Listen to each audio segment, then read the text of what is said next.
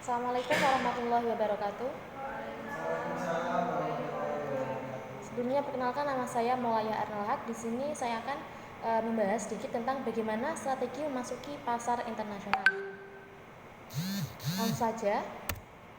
Nah, industri global perusahaan global. Nah, industri di mana posisi strategi para pesaing dalam pasar gratis atau pasar nasional utama pada dasarnya dipengaruhi oleh posisi global secara keseluruhan.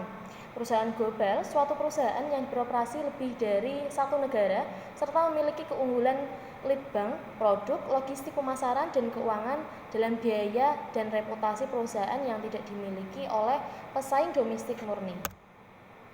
Nah, kemudian keputusan utama dalam pemasaran internasional memutuskan apakah akan bergerak ke luar negeri, menentukan pasar yang akan dimasuki, menentukan cara masuki pasar, menentukan program pemasaran, kemudian menentukan organisasi pemasaran.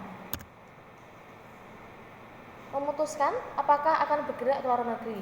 Nah, faktor-faktor suatu perusahaan masuk ke pasar internasional menyerang pasar domestik melalui produk yang lebih baik atau harga yang lebih murah. Perusahaan asing memberikan peluang laba yang lebih tinggi daripada pasar domestik. Ini membutuhkan basis pelanggan lebih besar untuk mencapai skala ekonomis, ingin mengurangi ketergantungan pada suatu pasar guna mengurangi resiko pelanggan, mempunyai mobilitas tinggi dan membutuhkan pelayanan internasional. Nah, kemudian berbagai tantangan dalam pemasaran internasional. Pemerintah yang tidak stabil, masalah mata uang asing, persyaratan masuk dan birokrasi pemerintah asing, tarif dan hambatan perdagangan lainnya, pembajakan teknologi batasan, kuota dan tarif biaya masuk, kondisi politik dan hukum atau perundang-undangan, tingginya biaya produksi, dan adaptasi komunikasi atau perbedaan bahasa. Nah, kemudian ada 5 cara memasuki pasar luar negeri. Yang pertama, ekspor tidak langsung. Perusahaan bekerja melalui perantara independen untuk mengekspor produk mereka. Cara ini merupakan langkah awal bagi pemain baru di bisnis internasional. Nomor 2, ekonomi langsung. Perusahaan memutuskan untuk mengekspor langsung produknya dengan harapan tingkat pengembalian investasi yang lebih besar. Contoh, LG sebagai produsen peralatan elektronik Korea melakukan ekspor langsung dari Korea untuk bersaing dengan produk lain buatan Korea, yakni Samsung, dengan menunjukkan distributor atau agen berbasis luar negeri di Indonesia untuk masing-masing produknya.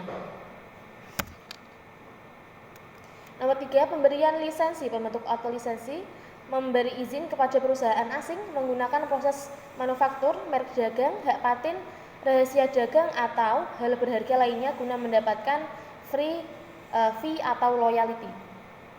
Contohnya, KFC Corp merupakan perusahaan Amerika Serikat yang pada awal pendiriannya mendidik pasar Jepang, memberikan lisensi kepada perusahaan di Jepang untuk memasarkan produknya siap saji yang berkualitas tinggi dengan mengedepankan akulturasi budaya melalui keramahan masyarakat Selatan Amerika yang hampir sama dengan masyarakat Jepang maju melalui